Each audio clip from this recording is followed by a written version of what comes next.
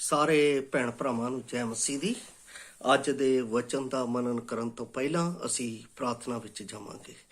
ਦਿਆਲੂ ਪ੍ਰਭੂ, ਅਸੀਂ ਤੇਰਾ ਧੰਨਵਾਦ, ਤੇਰੀ ਮਹਿਮਾ, ਤੇਰੀ ਵਡਿਆਈ, ਤੇਰੀ ਉਸਤਤ ਕਰਦੇ ਹਾਂ। ਤੂੰ ਰਾਜਿਆਂ ਦਾ ਰਾਜਾ ਹੈ, ਪ੍ਰਭੂਆਂ ਦਾ ਪ੍ਰਭੂ, ਸਰਵ ਸ਼ਕਤੀਮਾਨ, ਸਰਵ ਵਿਆਪੀ, ਸਰਵਗਿਆ ਪਰਮੇਸ਼ਰ ਹੈ। ਤੂੰ ਸਾਨੂੰ ਕਦੇ ਛੱਡਦਾ ਨਹੀਂ, ਕਦੇ ਤਿਆਗਦਾ ਨਹੀਂ, ਹਮੇਸ਼ਾ ਸਾਡੇ ਨਾਲ ਵਫਾਦਾਰ ਰਹਿੰਦਾ ਹੈ ਅਤੇ ਆਪਣੀ ਭਲਾਈ ਸਾਡੇ ਜੀਵਨ ਦੇ ਵਿੱਚ ਕਰਦਾ ਹੈ। ਇਸ ਦੇ ਲਈ ਅਸੀਂ ਤੇਰੀ ਵਡਿਆਈ, ਤੇਰੀ ਉਸਤਤ ਕਰਦੇ ਹਾਂ। ਉਹ ਪਰਮੇਸ਼ਰ ਪਿਤਾ, ਅੱਜ ਜੋ ਅਸੀਂ ਫੇਰ ਸਵਰਗ ਦੀ ਤਿਆਰੀ ਦਾ, ਪਰਮੇਸ਼ਰ ਦਾ ਵਚਨ ਦਾ ਮਨਨ ਕਰਨ ਜਾ ਰਹੇ ਹਾਂ, ਉਸ ਨੂੰ ਕਰਨ ਦੇ ਵਿੱਚ ਸਾਡੀ ਮਦਦ ਕਰੀ ਤਾਂ ਕਿ ਅਸੀਂ ਉਸ ਦੀ ਤਿਆਰੀ ਦੇ ਵਿੱਚ ਲੱਗੇ ਰਹੀਏ ਔਰ ਜਦੋਂ ਤੇਰਾ ਆਉਣਾ ਹੋਵੇ ਅਸੀਂ ਤੇਰੇ ਨਾਲ ਮਿਲੀਏ। ਸੁਣਨ ਵਾਲੇ ਅਤੇ ਬੋਲਣ ਵਾਲੇ ਦੋਨਾਂ ਨੂੰ ਤੇਰੇ ਹੱਥਾਂ ਵਿੱਚ ਸੌਂਪਦੇ ਹੋਏ ਬੇਨਤੀ ਮੁਕਤੀ ਦਾਤੇ ਪ੍ਰਭੂ ਯਿਸੂ ਮਸੀਹ ਦੇ ਪਵਿੱਤਰ ਤੇ ਸਮਰਥੀ ਨਾਮ ਵਿੱਚ ਮੰਗਦੇ ਹਾਂ, ਆਮੇਨ। ਪਿਆਰੇ ਅਜ਼ੀਜ਼, ਅਸੀਂ ਲਗਾਤਾਰ ਜੋ ਤਿਆਰੀ ਕਰ ਰਹੇ ਹਾਂ ਸਵਰਗ ਵਿੱਚ ਅਸੀਂ ਜਾਣਾ ਹੈ ਔਰ ਮੇਰਾ ਸਬਜੈਕਟ ਇਹ ਸੀ ਕਿ ਸਾਨੂੰ ਹਮੇਸ਼ਾ ਸਵਰਗ ਦੇ ਕੰਮਾਂ ਦੇ ਲਈ ਤਿਆਰ ਰਹਿਣਾ ਚਾਹੀਦਾ, ਕਿਉਂਕਿ ਉਸ ਦਾ ਪ੍ਰਤੀਫਲ ਸਾਨੂੰ ਪਰਮੇਸ਼ਵਰ ਦੇ ਕੋਲ ਮਿਲੇਗਾ। ਧਰਤੀ ਦੇ ਕੰਮਾਂ ਦੇ ਉੱਤੇ ਸਾਨੂੰ ਫਲ ਨਹੀਂ ਮਿਲੇਗਾ। ਇਸੇ ਕਰਕੇ ਪ੍ਰਭੂ ਯਿਸੂ ਮਸੀਹ ਨੇ ਵੀ ਇਹ ਕਿਹਾ ਸੀਗਾ ਕਿ ਸਵਰਗ ਦੀ ਤਿਆਰੀ ਕਰੋ, ਉਤਾਹਾਂ ਦੀਆਂ ਗੱਲਾਂ ਦੇ ਉੱਤੇ ਚਿੱਤ ਲਾਓ, ਧਰਤੀ ਦੀਆਂ ਗੱਲਾਂ ਦੇ ਉੱਤੇ ਚਿੱਤ ਨਾ ਲਾਓ, ਕਿਉਂਕਿ ਧਰਤੀ ਦੀਆਂ ਗੱਲਾਂ ਦੇ ਉੱਤੇ ਸਾਨੂੰ ਕੋਈ ਪ੍ਰਤੀਫਲ ਨਹੀਂ ਮਿਲੇਗਾ, ਉਹ ਨਾ ਕੋਈ ਫਲ ਮਿਲ ਸਕਦਾ। ਹੁਣ ਤੱਕ ਅਸੀਂ 4 ਗੱਲਾਂ ਦੇ ਵਿੱਚ ਇਹ ਮਨਨ ਕਰ ਚੁੱਕੇ ਹਾਂ ਕਿ ਸਾਨੂੰ ਇਹਨਾਂ ਗੱਲਾਂ ਦੇ ਵਿੱਚ ਆਪਣੇ ਆਪ ਦੀ ਤਿਆਰੀ ਕਰਨੀ ਚਾਹੀਦੀ ਆ। ਔਰ ਆਖਰੀ ਮੈਂ ਆਪ ਨੂੰ ਦੱਸਿਆ ਸੀ ਕਿ ਸਾਨੂੰ ਬੋਲਣ ਵਿੱਚ ਅਤੇ ਉੱਤਰ ਦੇਣ ਵਿੱਚ ਅਤੇ ਸੱਚਾਈ ਵਿੱਚ ਬੋਲਣ ਦੇ ਲਈ, ਸੱਚਾਈ ਵਿੱਚ ਆਪਣੀ ਗਵਾਹੀ ਦੇਣ ਦੇ ਲਈ ਹਮੇਸ਼ਾ ਤਿਆਰ ਰਹਿਣਾ ਚਾਹੀਦਾ। ਜੋ ਮੈਂ ਪਿਛਲਾ ਆਪ ਦੇ ਨਾਲ ਵਚਨ ਪੜ੍ਹਿਆ ਸੀ, ਉਹ ਪੜ੍ਹਿਆ ਸੀ ਪਹਿਲਾ ਪਤਰਸ ਉਸ ਦਾ 3 ਅਧਿਆਏ ਉਸ ਦੀ 15 ਆਇਤ ਤੋਂ ਮੈਂ ਲਿਆ ਸੀ। ਇੱਥੇ ਮੈਂ ਇੱਕ ਵਾਰੀ ਫਿਰ ਪੜ੍ਹ ਰਿਹਾ ਹਾਂ। ਲਿਖਿਆ ਹੈ, ਸਗੋਂ ਮਸੀਹ ਨੂੰ ਪ੍ਰਭੂ ਕਰਕੇ ਆਪਣੇ ਹਿਰਦੇ ਵਿੱਚ ਪਵਿੱਤਰ ਮੰਨੋ ਅਤੇ ਜਿਹੜਾ ਕੋਈ ਤੁਹਾਡੀ ਆਸ, ਜਿਹੜੀ ਤੁਹਾਨੂੰ ਆਸ ਹੈ, ਤੁਹਾਨੂੰ ਹਰੇਕ ਨੂੰ ਜੋ ਤੁਹਾਡੇ ਕੋਲੋਂ ਪੁੱਛੇ ਉਹਦਾ ਕਾਰਨ ਪੁੱਛੇ ਅਤੇ ਉੱਤਰ ਦੇਣ ਨੂੰ ਸਦਾ ਤਿਆਰ ਰਹੋ, ਪਰ ਨਰਮਾਈ ਅਤੇ ਭੈ ਦੇ ਨਾਲ। ਇਹਦਾ ਮਤਲਬ ਹੈ ਹਮੇਸ਼ਾ ਗਵਾਹੀ ਦੇਣ ਦੇ ਲਈ ਤੁਸੀਂ ਤਿਆਰ ਰਹੋ। ਬਹੁਤੇ ਲੋਕ ਪੁੱਛਦੇ ਆ ਕਿ ਤੁਸੀਂ ਤਿਆਰ, ਜਦੋਂ ਗਵਾਹੀ ਦੇ ਬਾਰੇ ਪੁੱਛਦੇ ਆ ਤਾਂ ਉਹ ਸੰਗ ਜਾਂਦੇ ਆ। ਉਹਨਾਂ ਦੇ ਵਿੱਚ ਗਵਾਹੀ ਦੇਣ ਨੂੰ ਕੋਈ ਪਰਪਸ ਨਹੀਂ ਹੁੰਦਾ। ਉਹਨਾਂ ਦਾ ਇਹ ਲੱਗਦਾ ਕਿ ਸਾਡਾ ਵੱਡੇ ਰਿਸ਼ਤੇਦਾਰ ਹੈ, ਇਹ ਬੁਰਾ ਕਹੂਗਾ, ਕੁਛ ਨਹੀਂ। ਪੌਲਸ ਕਹਿੰਦਾ ਹੈ ਕਿ ਮੈਂ ਖੁਸ਼ਖਬਰੀ ਤੋਂ ਨਹੀਂ ਲਿਜਾਂਦਾ, ਉਹ ਪਰਮੇਸ਼ਵਰ ਦਾ ਗਵਾਹ ਬਣਦਾ ਹੈ ਅਤੇ ਪ੍ਰਭੂ ਯਿਸੂ ਮਸੀਹ ਨੇ ਜੋ ਕਿਹਾ ਹੈ ਕਿ ਜਾਓ, ਜਾ ਕੇ ਸਰਵੱਤ ਸ੍ਰਿਸ਼ਟੀ ਦੇ ਵਿੱਚ ਮੇਰੀ ਖੁਸ਼ਖਬਰੀ ਦਾ ਪ੍ਰਚਾਰ ਕਰੋ, ਤੁਸੀਂ ਧਰਤੀ ਦੇ ਬੰਨੇ ਤੱਕਰ ਮੇਰੇ ਗਵਾਹ ਹੋਵੋਗੇ।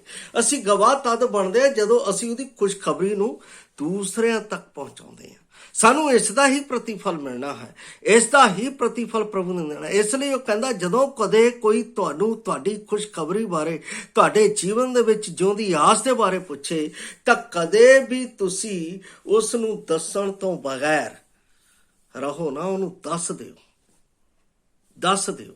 ਮੈਂ ਜਦੋਂ ਵੀ ਮੇਰੇ ਕੋਲ ਕੋਈ ਆਉਂਦਾ ਹੈ, ਮੈਨੂੰ ਪੁੱਛਦਾ ਹੈ, ਇਸ ਬਿਮਾਰੀ ਦੇ ਸਮੇਂ ਦੇ ਵਿੱਚ ਮੈਂ ਦੱਸਣ ਤੋਂ ਨਹੀਂ ਝਿਜਕਦਾ, ਮੈਂ ਬੋਲਦਾ ਹਾਂ। ਮੈਨੂੰ ਪਤਾ ਹੈ ਇਸ ਵੇਲੇ ਮੇਰੀ ਹਾਲਾਤ ਹਰ ਤਰ੍ਹਾਂ ਦੇ ਆ, ਮੈਂ ਬਹੁਤ ਸਾਰੇ ਆਪਣਾ ਕ੍ਰਿਟੀਕਲ ਹਾਲਾਤਾਂ ਦੇ ਵਿੱਚ ਗੁਜ਼ਰ ਰਿਹਾ, ਪਰ ਪਰਮੇਸ਼ਰ ਫਿਰ ਵੀ ਮੇਰਾ ਸਾਥ ਦੇ ਰਿਹਾ ਔਰ ਇਸ ਸਾਥ ਦੇ ਵਿੱਚ ਮੈਂ ਉਹਦੀ ਗਵਾਹੀ ਦੇਣ ਨੂੰ ਕਦੇ ਵੀ ਨਹੀਂ ਰੁਕਦਾ। ਮੈਂ ਆਪਣੇ ਇੱਕ ਭਰਾ ਨੂੰ ਵੀ ਯਾਦ ਕਰਦਾ ਹਾਂ ਜਿਨ੍ਹਾਂ ਦੀ ਵਾਈਫ ਕੈਂਸਰ ਦੇ ਵਿੱਚ ਸੀ, ਪਰ ਉਹਨਾਂ ਨੇ ਬੜੇ ਹੀ ਧੀਰਜ ਦੇ ਨਾਲ ਅੰਤਿਮ ਸਮੇਂ ਤੱਕ ਆਪਣੇ ਉਸ ਕੈਂਸਰ ਦੇ ਵਿੱਚ ਫਾਈਟ ਕਰਦੇ ਹੋਏ ਵੀ ਉਹਨਾਂ ਨੇ ਗਵਾਹੀ ਦੇਣ ਨੂੰ ਅਤੇ ਕਲੀਸਿਆ ਨੂੰ ਇਨਕਰੇਜ ਕਰਨ ਤੋਂ ਪਿੱਛੇ ਨਹੀਂ ਹਟੇ। ਇਹਦਾ ਮਤਲਬ ਕੀ ਹੈ?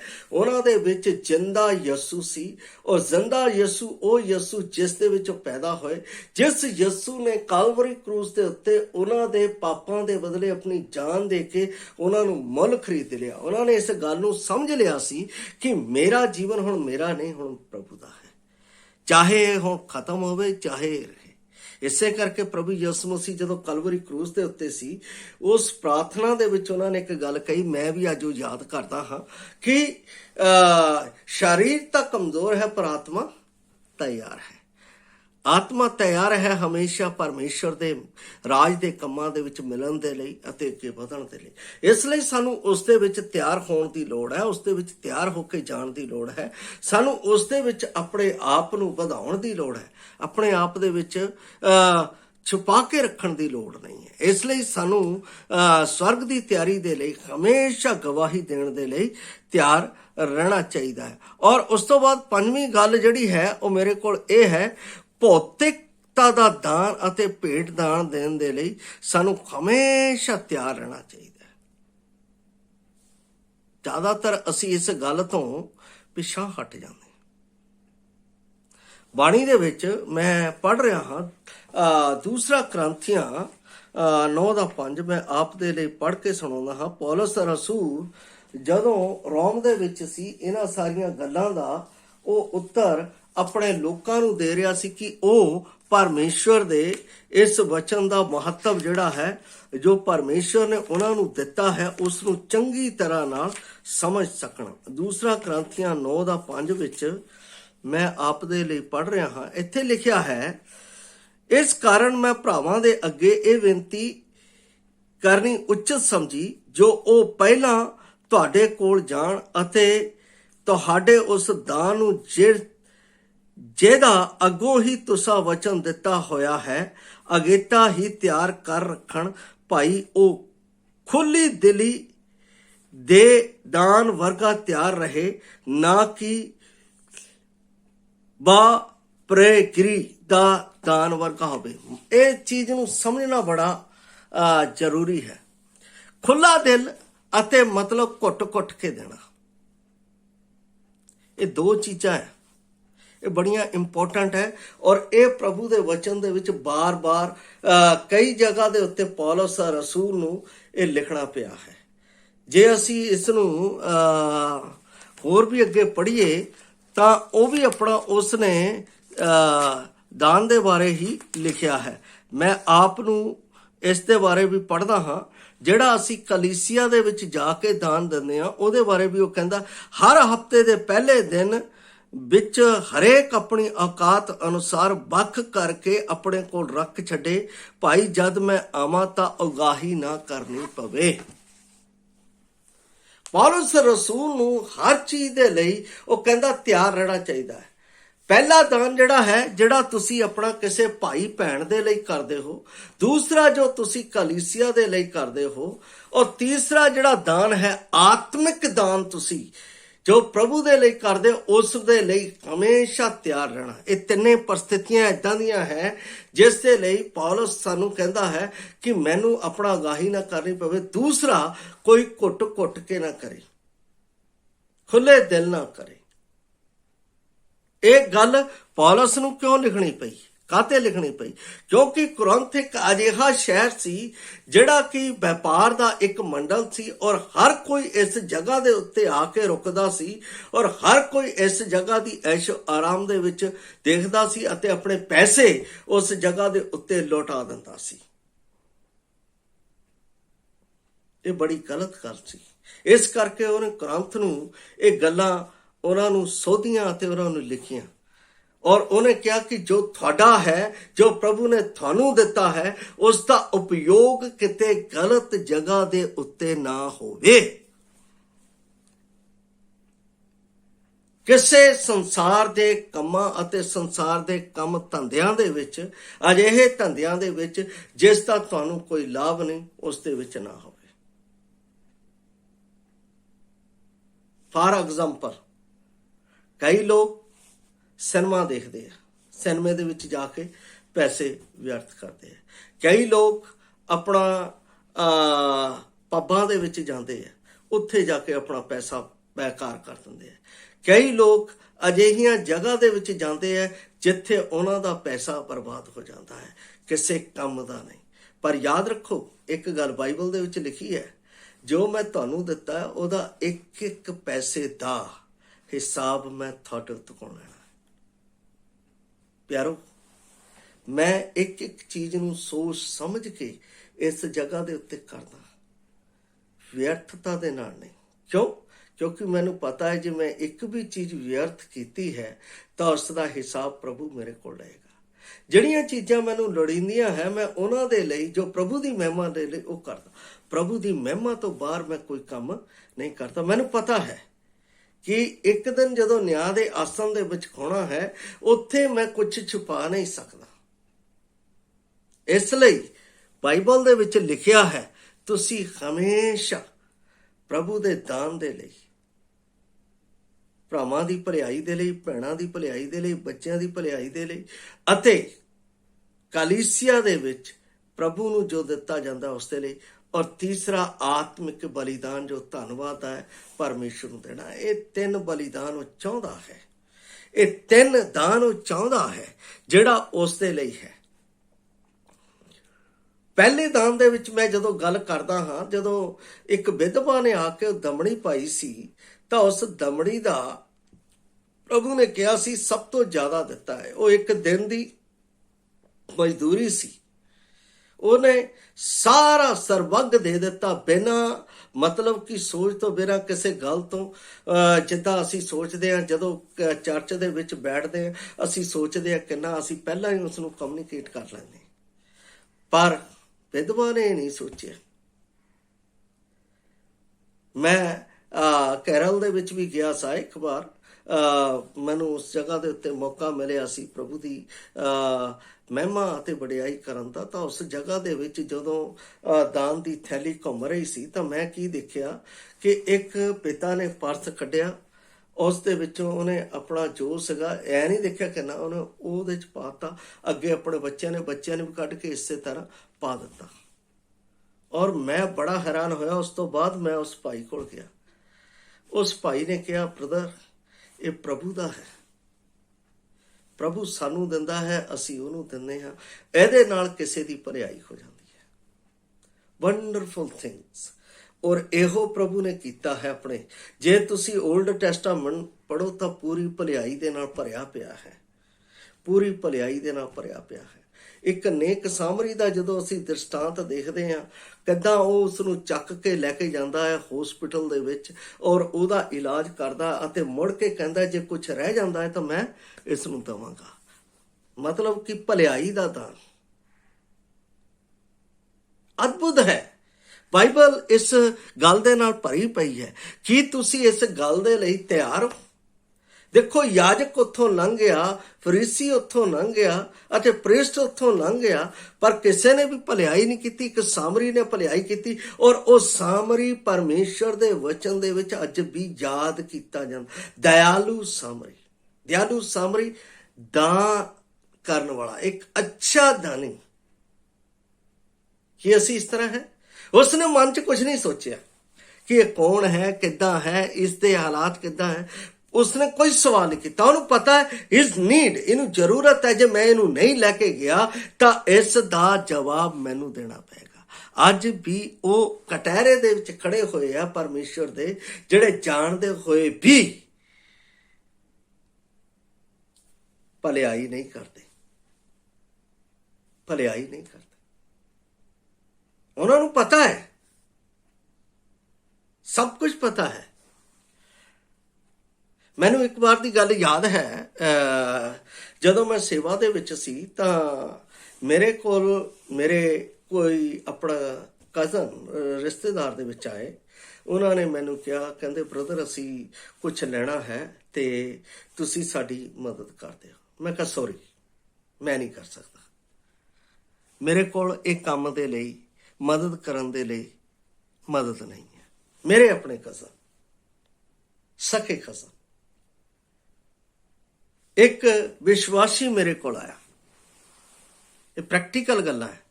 ਉਹਨਾਂ ਨੇ ਕਿਹਾ ਭਾਜੀ ਸਾਨੂੰ ਇਸ ਚੀਜ਼ ਦੀ ਜ਼ਰੂਰਤ ਹੈ, ਔਰ ਉਹ ਮੈਂ ਦੇਖੀ ਉਹਨਾਂ ਦੀ ਨੀਡ ਹੈ।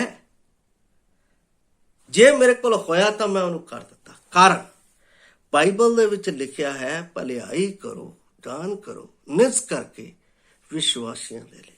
ਕਾਰਨ ਸਵਰਗ ਦੇ ਵਿੱਚ ਉਸ ਦਾ ਪ੍ਰਤੀਫਲ ਮੈਨੂੰ ਮਿਲੇਗਾ।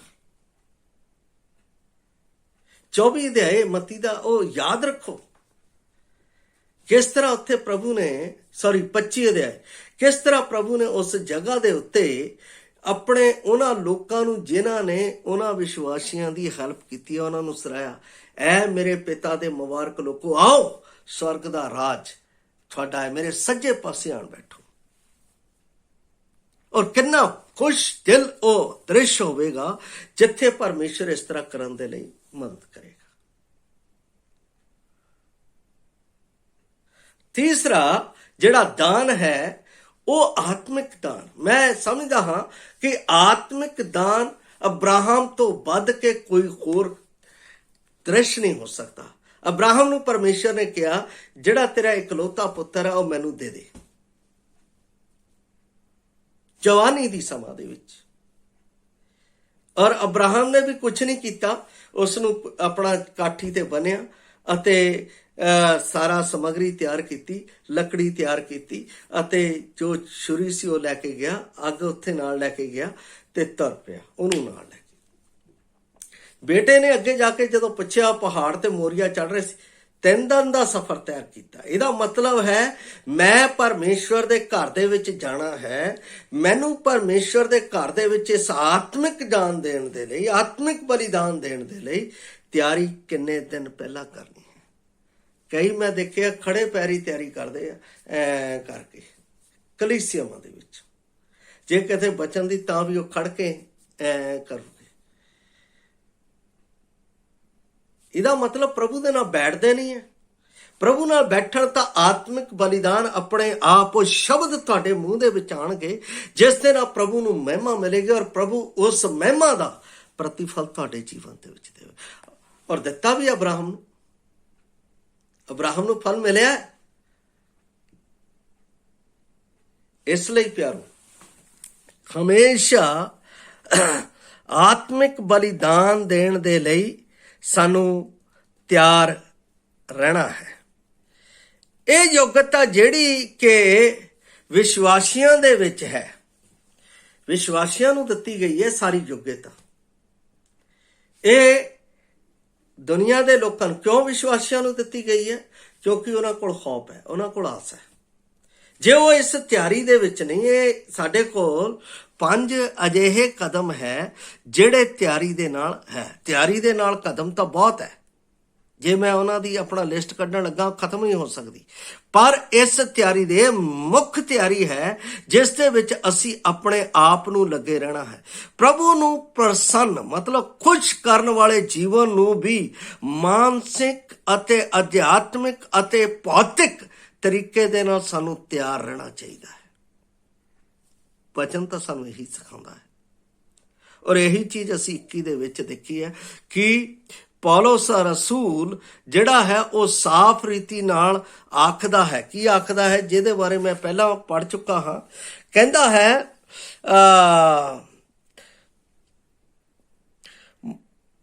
ਸੋ ਜੋ ਕੋਈ ਆਪਣੇ ਆਪ ਨੂੰ ਇਹਨਾਂ ਤੋਂ ਸ਼ੁੱਧ ਕਰੇ ਤਾਂ ਉਹ ਆਦਰ ਦੇ ਕੰਮ ਦੇ ਲਈ ਪਵਿੱਤਰ ਕੀਤਾ ਹੋਇਆ ਮਾਲਕ ਦੇ ਬਰਤਨ ਜੋਗਾ ਤੇ ਹਰੇਕ ਚੰਗੇ ਕੰਮ ਦੇ ਲਈ ਤਿਆਰ ਕੀਤਾ ਹੋਇਆ ਭਾਂਡਾ ਹੈ। ਤਿਆਰ ਕੀਤਾ ਕਿਹਦੇ ਲਈ? ਮਾਲਕ ਦੇ ਲਈ।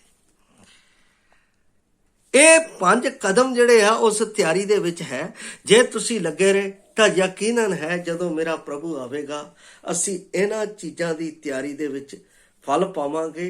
ਜਿਹੜੀਆਂ 5 ਤਿਆਰੀਆਂ ਅੰਦਰ ਚੱਲ ਗਈਆਂ ਅਤੇ ਉਹਨਾਂ ਨੇ ਆਪਣੇ ਉਸ ਰਾਜੇ ਦੇ ਨਾਲ ਉਸ ਦਾ ਫਲ ਪ੍ਰਾਪਤ ਕੀਤਾ ਤੇ ਅਸੀਂ ਵੀ ਪ੍ਰਾਪਤ ਕਰ ਸਕਦੇ ਹਾਂ। ਔਰ ਕਿਸੇ ਗੱਲ ਦੀ ਸਾਨੂੰ ਚਿੰਤਾ ਨਹੀਂ ਕਰਨੀ ਚਾਹੀਦੀ ਕਿਉਂਕਿ ਉਹ ਸਾਨੂੰ ਹਰ ਇੱਕ ਗੱਲ ਦੀ ਸਮਰਥ ਦਿੰਦਾ ਹੈ, ਬਲ ਦਿੰਦਾ ਹੈ। ਅਸੀਂ ਸੋਚਦੇ ਹਾਂ ਕਿੱਦਾਂ ਕਰਾਂਗੇ, ਕਿੱਦਾਂ ਹੋਊਗਾ। ਬਾਈਬਲ 'ਚ 5:7 ਪਹਿਲਾ ਪਤਰਸ ਲਿਖਿਆ, ਆਪਣੀ ਸਾਰੀ ਚਿੰਤਾ ਉਸ ਉੱਤੇ ਸੁੱਟ ਛੱਡੋ ਕਿਉਂਕਿ ਉਹਨੂੰ ਤੁਹਾਡਾ ਫਿਕਰ ਹੈ। ਇਸ ਤਿਆਰੀ ਦੇ ਵਿੱਚ ਇਹ ਨਾ ਸੋਚੋ, ਚੱਲ ਪਾਓ। ਅਬਰਾਹਮ ਨੇ ਇਹ ਨਹੀਂ ਸੋਚਿਆ ਸੀ ਕਿ ਕੀ ਹੋਊਗਾ, ਪਰ ਉਹ ਤੁਰ ਪਿਆ। ਪਰਮੇਸ਼ਵਰ ਨੇ ਆਪ ਇੰਤਜ਼ਾਮ ਕੀਤਾ ਕਿਉਂਕਿ ਸਾਡਾ ਪਰਮੇਸ਼ਵਰ ਯਹੋਵਾ ਯਿਰੇ ਹੈ ਜਿਹੜਾ ਸਾਡੇ ਲਈ ਉਪਾਅ ਕਰਦਾ ਹੈ। ਹਰ ਇੱਕ ਗੱਲ ਦੀ ਤਿਆਰੀ ਦੇ ਵਿੱਚ ਸਾਡੀ ਮਦਦ ਕਰਦਾ ਹੈ, ਸਾਨੂੰ ਕਦੇ ਨਿਰਾਸ਼ ਨਹੀਂ ਹੋਣ ਦਿੰਦਾ। ਉਹ ਸਾਡੀ ਚਿੰਤਾ ਦਾ ਉੱਤਰ ਦਿੰਦਾ ਹੈ। ਅਸੀਂ ਉਸ ਦੀ ਸੇਵਾ ਕਰਨ ਅਤੇ ਉਸ ਨੂੰ ਆਦਰ ਦੇਣ ਅਤੇ ਦੂਸਰਿਆਂ ਦੇ ਵਿਸ਼ੇ ਉਸ ਦੇ ਵਿਖੇ ਦੱਸਣ ਦੇ ਲਈ ਹਮੇਸ਼ਾ ਤਿਆਰ ਰਹਿਣਾ ਹੈ ਤਾਂ ਕਿ ਪਰਮੇਸ਼ਵਰ ਦਾ ਮਾਰਗਦਰਸ਼ਨ ਪਾਉਂਦੇ ਹੋਏ ਅਸੀਂ ਪਰਮੇਸ਼ਵਰ ਦੇ ਰਾਜ ਵਿੱਚ ਵਧਦੇ ਜਾਈਏ। ਜਦੋਂ ਆਵੇ ਤਾਂ ਅਸੀਂ ਉਹਦੇ ਨਾਲ ਮਿਲ ਜਾਈਏ। ਆਖਰੀ ਗੱਲ ਕਹਿ ਕੇ ਮੈਂ ਸਮਾਪਤ ਕਰੂੰਗਾ। ਅੱਜ ਹੀ ਸਾਡੇ ਕੋਲ ਸਹੀ ਸਮਾਂ ਹੈ ਤਿਆਰੀ ਦਾ, ਪ੍ਰਭੂ ਦੇ ਕੰਮਾਂ ਦੇ ਲਈ ਉਪਯੋਗ ਕਰਨ ਦਾ। ਕੱਲ ਦੇ ਲਈ ਪਰਮੇਸ਼ਵਰ ਸਾਨੂੰ ਇਸ ਤੋਂ ਵੱਧ ਕੇ ਸਰਵੋਤਮ ਤਿਆਰੀ ਦੇਵੇਗਾ। ਇਸ ਲਈ ਬਾਈਬਲ 'ਚ ਲਿਖਿਆ, ਕੱਲ ਦੀ ਚਿੰਤਾ ਨਾ ਕਰੋ, ਅੱਜ ਦਾ ਦੁੱਖ ਹੀ ਸਾਡੇ ਲਈ ਬਹੁਤ ਹੈ। ਜੋ ਪਰਮੇਸ਼ਵਰ ਦੇ ਲਈ ਤੁਸੀਂ ਅੱਜ ਕੀਤਾ ਹੈ, ਉਸ ਦੇ ਲਈ ਪਰਮੇਸ਼ਵਰ ਦੀ ਮਹਿਮਾ ਕਰੋ। ਪ੍ਰਭੂ ਆਪ ਨੂੰ ਇਸ ਸਵਰਗ ਦੇ ਕੰਮਾਂ ਦੀ ਤਿਆਰੀ ਦੇ ਵਿੱਚ ਬਣੇ ਰਹਿਣ ਦੇ ਲਈ, ਚੱਲਣ ਦੇ ਲਈ ਔਰ ਉਸ ਦੇ ਵਿੱਚ ਬਲ ਪ੍ਰਾਪਤ ਕਰਕੇ ਉਸ ਦੀ ਮਹਿਮਾ ਕਰਨ ਦੇ ਲਈ ਆਪ ਸਭ ਦੀ ਮਦਦ ਕਰੇ। ਜੈ ਮਸੀਹ ਦੀ। ਪ੍ਰਭੂ ਆਪ ਨੂੰ ਬਰਕਤ ਦੇਵੇ। ਕੱਲ ਅਸੀਂ ਫੇਰ ਦੂਸਰੇ ਪੜਾਵ ਦੇ ਨਾਲ ਮਿਲਾਂਗੇ। ਤਦ ਤੱਕ ਦੇ ਲਈ ਮੈਂ ਆਪ ਤੋਂ ਵਿਰਾਮ ਚਾਹੁੰਦਾ ਹਾਂ। ਜੈ ਮਸੀਹ ਦੀ। ਮਾਰਾਨਾਥਾ।